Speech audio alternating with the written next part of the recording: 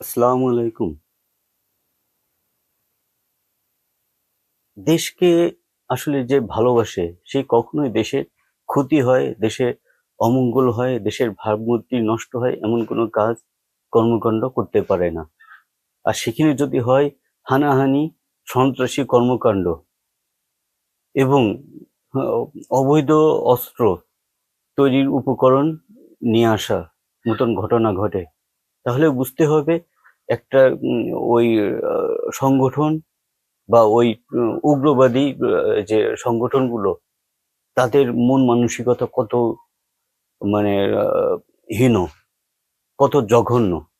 ঠিক তেমনই একটা ঘটনা ঘটছে যেটা আমরা দেখতে পাচ্ছি যে নাশকতার জন্য সিলেটের বর্ডারে প্রায় ৩৫ বস্তা বিস্ফোরক আমদানি করা হয়েছে। এটা তো ধরা পড়ছে। চলুন আমরা তার একটা ভিডিও ফুটেজ দেখে আসি। ২৬ তারিখ দিবাগত রাতে গোপন সূত্রে সংবাদ পাই যে আমাদের অত্র থানাধীন কলাতিয়া ইউনিয়নের তালেপুর একটা গ্রাম আছে, ওই গ্রামে কতিপয় দুষ্কৃতকারী কিছু বিস্ফোরক দ্রব্য মজুত করছে। উক্ত সংবাদের সত্যতা যাচাইয়ের জন্য সিনিয়র অফিসারকে বিষয়টা অবহিত করি এবং উক্ত সংবাদের সত্যতা যাচাইয়ের জন্য আমি আমার টিমসহ কলাতিয়া ফাঁড়ির আইসি সহ ঘটনাস্থলে উপস্থিত হই। তো আমাদের উপস্থিতি টের পেয়ে কিছু দুষ্কৃতিকারী পালিয়ে যায় এবং আমরা দুজনকে হাতে নাতে আটক করতে সক্ষম হই। ঘটনাস্থলেতে আমরা ৩৫ বস্তা সালফার ৩৫ বস্তা সালফার আমরা উদ্ধার করি। পাশাপাশি কিছু নুড়ি পাথর, কিছু কাঁচের টুকরা এবং কিছু বালি আমরা উদ্ধার করি। তো এগুলো আমরা এক্সপার্ট ওপিনিয়নের জন্য আমরা পাঠাবো এবং দেন আমরা পরবর্তীতে জানতে পারবো আসলে এই বিষয়গুলো কী। তবে আমাদের কাছে প্রাথমিকভাবে আমাদের যে বুম ডিসপোজাল ইউনিট আছে ওনারা এটাকে সালফার বলে শনাক্ত করছেন এবং এটা বিভিন্ন ধরনের বিস্ফোরক তৈরির কাজে ব্যবহৃত হয়। এই বিষয়ে আমরা কাজ করছি। এটার সোর্স এবং কোথা থেকে আসছে এবং কী কাজে ব্যবহৃত এবং কারা এটার পিছনে জড়িত আমরা প্রত্যেকেই খুঁজে বের করার চেষ্টা করছি এবং আমরা তাদেরকে আইনের আওতায় নিয়ে আসবো এবং কোনো নাশকতার উদ্দেশ্যেই দুষ্কৃতিকারীরা এখানে বিস্ফোরকের উপাদানগুলো জমায়েত করেছিল। হ্যাঁ, ওদের বিরুদ্ধে অত্র থানায় বিস্ফোরক উপাদান বলে আইনের ৪ ধারা অনুযায়ী মামলা হয়েছে। ভিডিও ফুটেজটিতে আমরা দেখতে পেলাম এটা কত জঘন্য একটা ব্যাপার। দেশ যখন সামনের দিকে এগিয়ে যাওয়ার জন্যে তিলে, তিলে আ সামনের দিকে অগ্রসর হচ্ছে, আর তখনই এই ধরনের একটা ঘটনা আমাদের সামনে আসলো। এখানে তো ধরা পড়ছে ৩৫ বস্তা বিস্ফোরক। কিন্তু বাস্তবে যে কত বস্তা বিস্ফোরক এ দেশে আসছে বা আসার পথে, এটা এই ব্যাপারে আইন শৃঙ্খলা বাহিনীকে আরো কঠোর নজরদারি দরকার। বাংলাদেশ সরকারের আরো আন্তরিকতার সাথে এই বিষয়টাকে একটু পর্যবেক্ষণ করার দরকার।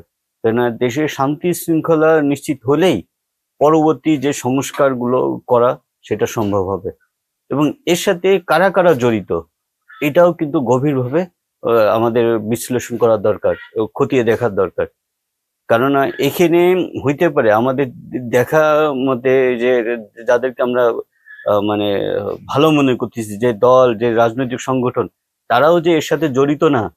তারাও যে চায় না যে এই সংগঠন যে বাংলাদেশ যে সংস্কারগুলো হচ্ছে, বাংলাদেশের যে সংস্কারগুলো এই বর্তমান ইন্টারিম গভর্নমেন্ট হাতে নিছে, সেইগুলো যে বিশেষ কিছু মহলও চায় না।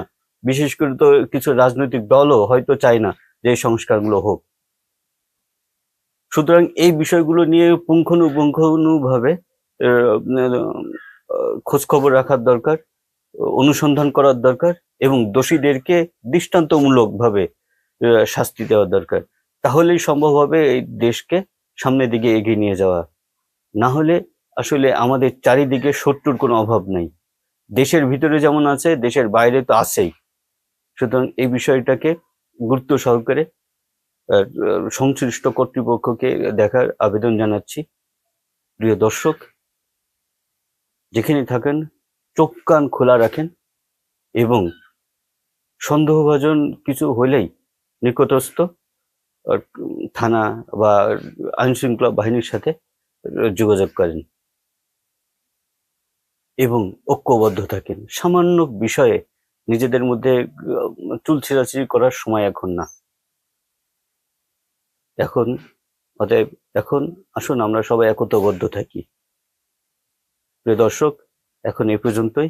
পরবর্তী আপডেটের জন্য আমাদের সাথেই থাকুন। ধন্যবাদ।